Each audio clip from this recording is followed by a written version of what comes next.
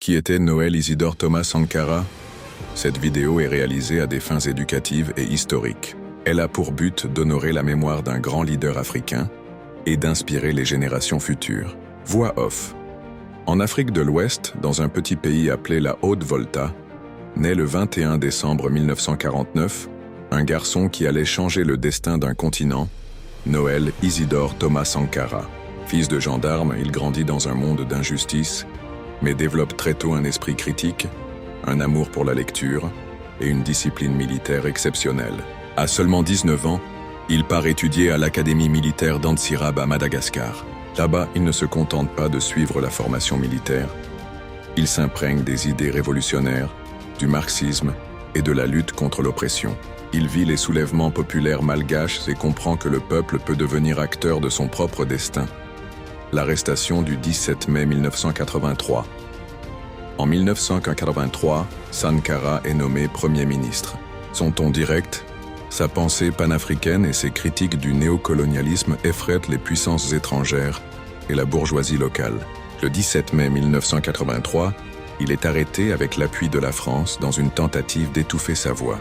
Mais cette arrestation déclenche une vague de protestations à travers le pays. Le peuple réclame sa libération. Avant de continuer, je vous demande de nous soutenir en vous abonnant à notre page car chaque clic, chaque partage, c'est une manière de faire vivre la mémoire de nos héros, de transmettre leur flamme et de continuer le combat pour une Afrique libre et digne. Abonnez-vous alors. Le 4 août 1983, un coup d'État dirigé par Blaise Compaoré, son frère d'armes, et appuyé par le peuple libère, Sankara, et le propulse au pouvoir. Il devient président à 33 ans.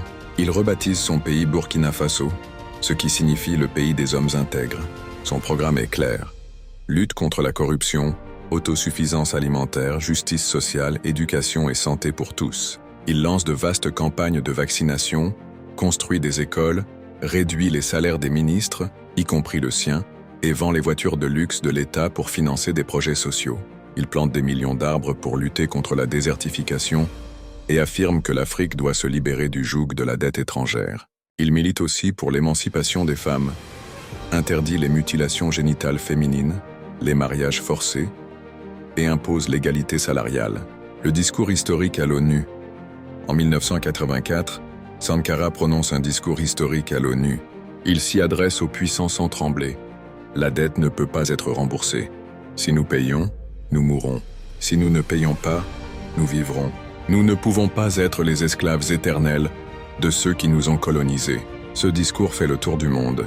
Le monde découvre un jeune président africain, debout.